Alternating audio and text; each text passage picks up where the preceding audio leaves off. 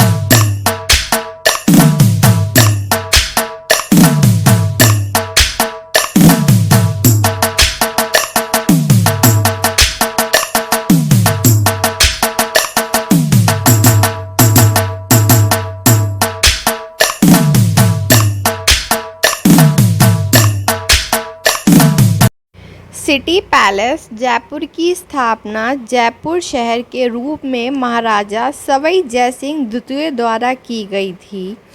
Palace धार्मिक और सांस्कृतिक कार्यक्रमों के साथ साथ कला, वाणिज्य, उद्योग का भी संरक्षण था। अब इसमें महाराजा सवाई मानसिंह द्वितीय संग्रहालय है और ये जयपुर शाही परिवार का घर बना हुआ है, रेसिडेंस ऑफ रॉयल फैमिली। महल परिसर जयपुर शहर के केंद्र में स्थित है।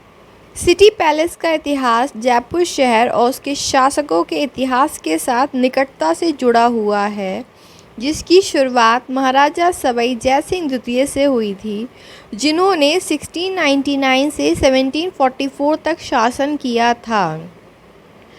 उन्हें बाहरी दीवार का निर्माण करके शहर के परिसर के निर्माण की शुरुआत करने का श्रेय दिया जाता है। कई एकड़ में फैला हुआ है परिसर। प्रारंभ में उन्होंने अपनी राजधानी अम्बेर से शासन किया, जो जयपुर से 11 किलोमीटर की दूरी पर स्थित है। सिटी पैलेस जयपुर शहर के मध्य पूर्वोत्तर भाग में है, जिसे विस्तृत रस्तों के साथ एक अनोखे पैटर्न में रखा गया है। यह कई आंगनों, इमारतों, मंडपों, उद्यानों और मंदिरों का एक अनूठा और विशेष परिसर है। परिसर में सबसे प्रमुख और सबसे अधिक देखी जाने वाली संरचनाएं चंद्र महल, मुबारक महल, Govind Dev temple and city palace संग्रहालय है। जलेब चौक के पास उदयपोल, जंतर मंतर के पास वीरेंद्र पोल और त्रिपोलिया 3 पोल या द्वार सिटी पैलेस के 3 मुख्य प्रवेश द्वार हैं। त्रिपोलिया द्वार शाही परिवार के महल में प्रवेश के लिए आरक्षित है। आम लोग उदयपोल और वीरेंद्र पोल के माध्यम से ही परिसर में प्रवेश कर सकते हैं। उदयपोल सभा निवास दीवाने आम की ओर जाता है। वीरेंद्र पोल मुबारक महल प्रांगण की ओर जाता है, जो बदले में राजेंद्र पोल के माध्यम से सर्वतोभद्रा दीवाने खास से जुड़ा है।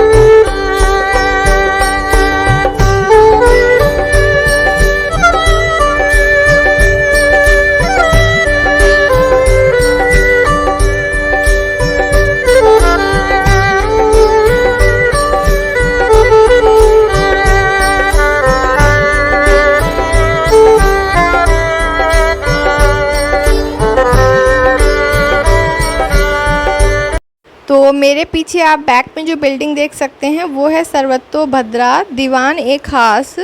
सर्वतोभद्रा एक अनूठी स्थापत्य विशेषता है।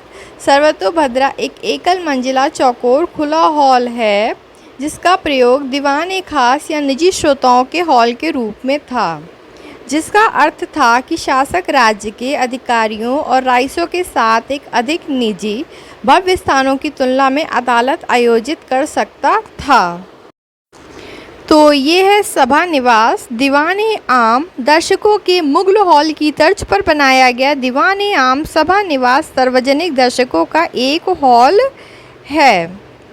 यह दर्शकों का मुख्य हॉल है। ये एक बड़ा कमरा है जिसके केंद्र में 2 सिंहासन हैं। चारों ओर कुर्सियों का एक सेट है। हॉल की दीवारों पर जयपुर के महाराजाओं के बड़े प्रारूप के चित्र हैं। कमरे की सजावट भित्ति चित्रों और झूमरों के साथ भव्य है। तो ये है क्लॉक टावर। क्लॉक टावर सभा निवास के दक्षिण में एक संरचना है।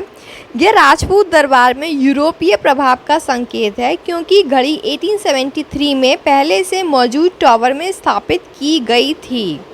कलकत्ता के ब्लैक एंड मरे कंपनी से खरीदी गई घड़ी का उद्देश्य अदालत में थोड़ी विक्टोरियन दक्षता और समय की पाबंदी पेश करना था। प्रीतम निवास चौक। प्रीतम निवास चौक ये आंतरिक प्रांगण है जो चंद्र महल तक पहुंच प्रदान करता है। यहाँ 4 छोटे द्वार हैं जिन्हें रिद्धि सिद्धि पोल के नाम से जाना जाता है, जो 4 मौसमों और हिंदू देवताओं का प्रतिनिधित्व करने वाले विषयों से सजाए गए हैं। मुबारक महल। सिटी पैलेस में मुबारक महल प्रांगण 1900 के अंत में पूरी तरह से विकसित हो गया था, जब उस समय के दरबारी वास्तुकार लाला चिमन लाल ने इसके केंद्र में मुबारक महल का निर्माण किया था। चिमन लाल ने राज्य के कार्यकारी अभियंता सैमुअल स्विंगटन जैकब के साथ काम किया था और मुबारक महल के सम्मान ही राजेंद्र पोल का निर्माण भी किया था, जो इसे शैली में पूरक करता था। चंद्र महल। चंद्र महल सिटी पैलेस परिसर की सबसे पुरानी इमारतों में से एक है। इसकी 7 मंजिलें हैं। एक संख्या जिसे राजपूत शासकों द्वारा शुभ माना जाता है। पहली 2 मंजिलों में सुख निवास, खुशी का घर, उसके बाद रंग महल, वैकल्पिक रूप से शोभा निवास कहा जाता है। रंगीन कांच के काम के साथ फिर छवि निवास इसकी नीली और सफ़ेद सजावट के साथ हैं। अंतिम 2 मंजिलें श्रीनिवास और मुकुट मंदिर हैं, जो वस्तुतः इस महल का मुकुट मंडप है। मुकुट मंदिर एक बंगलादार छत के साथ जयपुर के शाही मानक को हर समय फहराया जाता है। साथ ही 1/4 झंडा जब महाराजा निवास में होते हैं। स्लेखाना शस्त्र और कवच गैलरी। स्लेखाना जयपुर और अम्बेर की कच्छवा राजपूतों द्वारा इस्तेमाल किए गई हथियारों को प्रदर्शित करता है। इस संग्रह में 19वीं सदी की शुरुआत की तलवारें हैं, जिनके हैंडल पर तरह तरह के सजावट के साथ साथ तलवार की ब्लेड या शमशीर शिकारगा भी है।